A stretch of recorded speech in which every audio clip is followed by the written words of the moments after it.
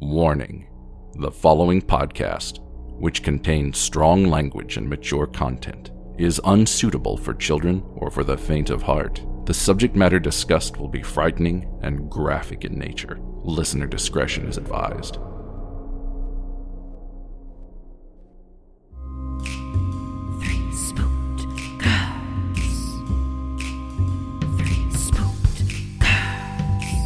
When you want to hear about the paranormal, you get the Spooked Girls. True crime that makes you hypothermal. With the three Spooked Girls. Stabby snippets will give you dreams. Tara and Jessica will make you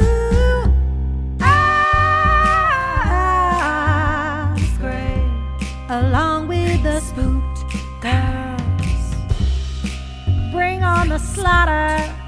We on that haunted ground. Spooked Girls. The three Spooked Girls.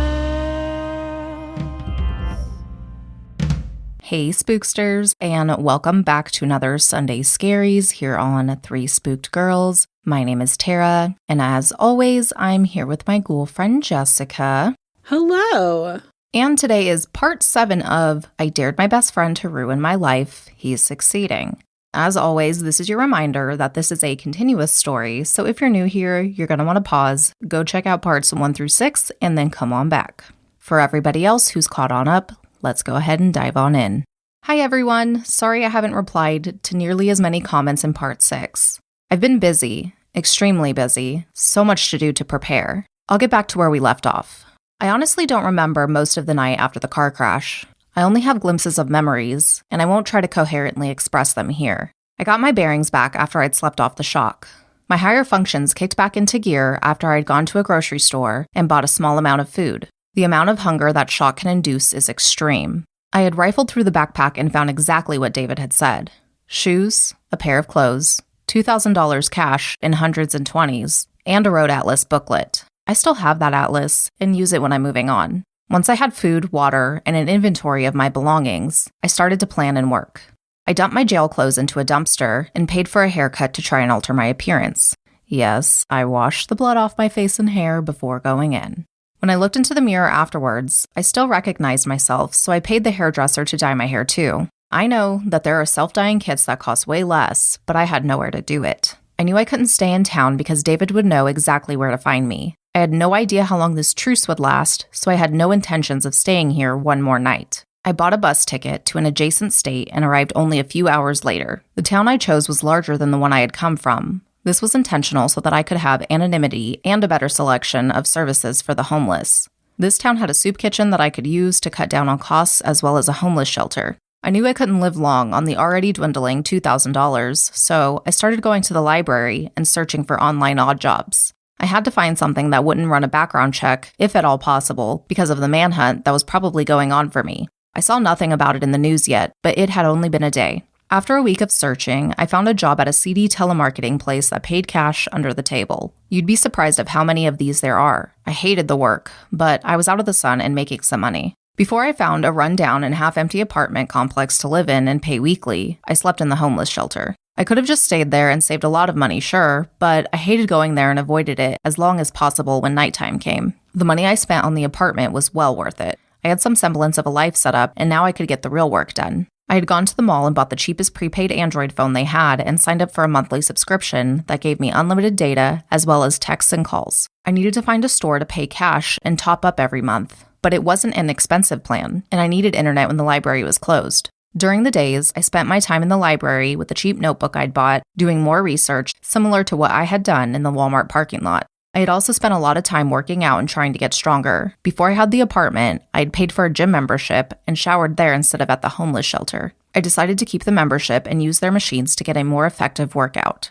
The plan at the time had been to stay alive and away from David and the cops. I stayed inside the day the news broke of my escape in the other state. The police finally admitted to needing help in finding me and went public for a request of information. They listed off the crimes I was accused of as well as a request to question me in regards to the 2 dead policemen. I wrote down every detail of the investigation, though none of it proved useful, other than as background knowledge. I kept up with the sporadic news releases so I could stay as far ahead of the cops as possible. For the next 6 months, I stayed in this city. During that time, I learned a lot, living on a tiny budget, home repairs when the landlord wouldn't fix something, hiding when you suspect you're being followed, and navigating the streets at night all became second nature to me. I also continued to study computers and networks. I am by no means any kind of licensed professional. I learned by deciding what I wanted to know how to do and then practicing it over and over. One day I was at the library when the news was published online. David fucking King was suspected of murdering the 2 cops. I was ecstatic and couldn't believe my luck.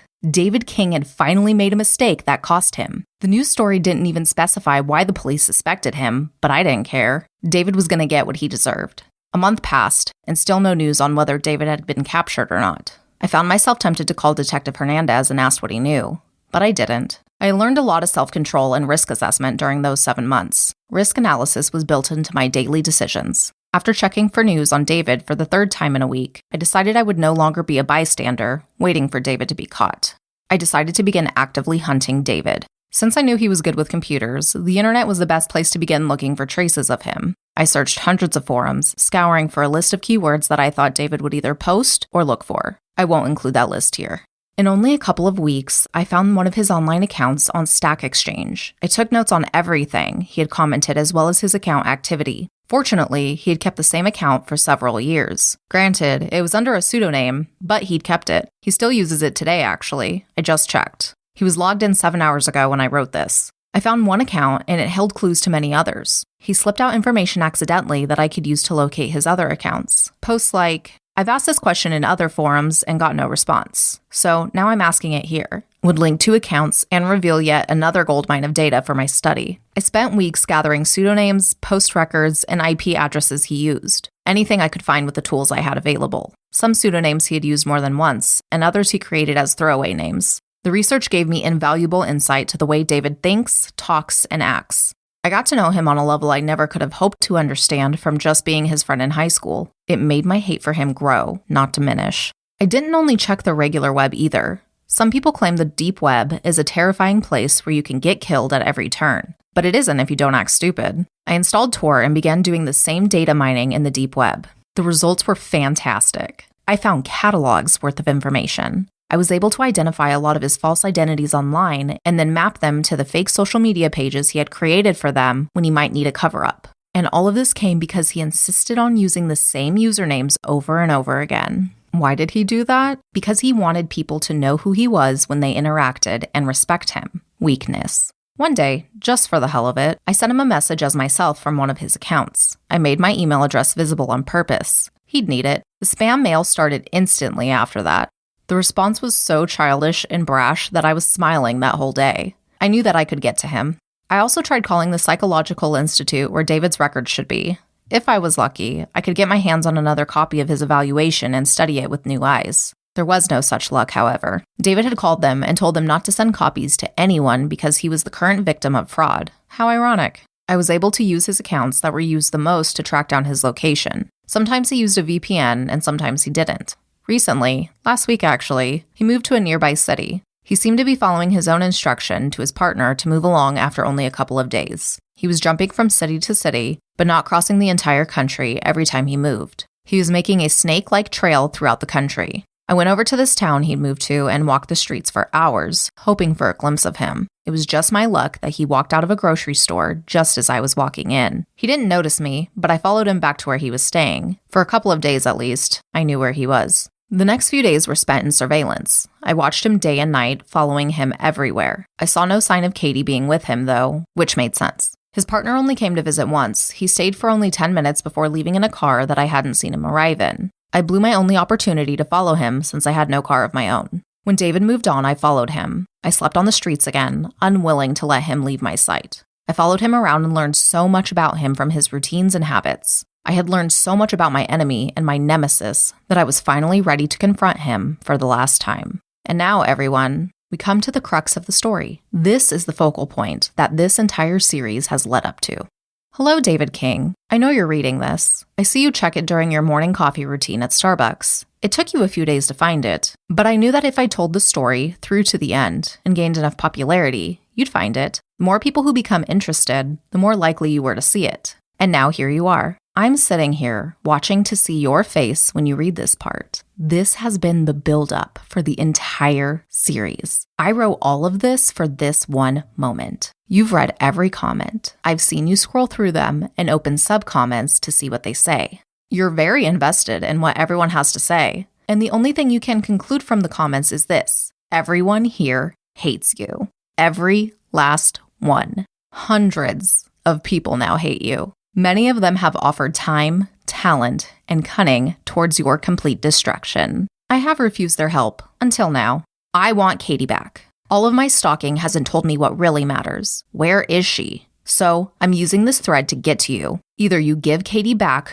or I will release everything about you to all of these people who hate you. I know aliases, addresses, phone numbers, comments admitting to illegal activity, social security numbers, driver's licenses, passports, online account names, everything. The police will have it all too. I've been tracking you for so long, David. The first few lines of every post, where I said, for example, that you'd almost found me, they were lies. I've been watching from afar during the entire publication of these posts. Right now, as I'm about to press submit, you just bought a sandwich at Jimmy John's, the meatball sub. It's currently Saturday, July 2nd, 7:32 p.m. There's your proof I'm nearby. Convinced yet? Bring Katie to Wells Park at 10 p.m. tonight and leave your partner behind. If you don't show, I will release all of the information I have. Dedicate the rest of my life to updating that information and releasing it to anyone here who wants something to do about it. I've set up a time release of the information. It will be automatically posted via private message to everyone who ever commented on these threads, and I will spread it even further. The timed release will occur at 3 a.m. tonight unless I'm there to stop it. You'll need 2 people to stop it, each one with their own password. No, I won't tell you who the other person is. The timed release will occur at 3 a.m. tonight. For everyone else here on the thread, I will have another post up in at least 48 hours. I'm giving myself a time buffer to respond in case David tries anything stupid. If I don't write an update and the information has been released, you'll know what happened. You have all asked what you could do to help me. If you receive the information, do what you need to do. See you soon, David. And that is going to go ahead and wrap us up for today. I hope you guys are enjoying this series, and we will see you back here on Thursday for another full episode. Bye, guys. Toodles.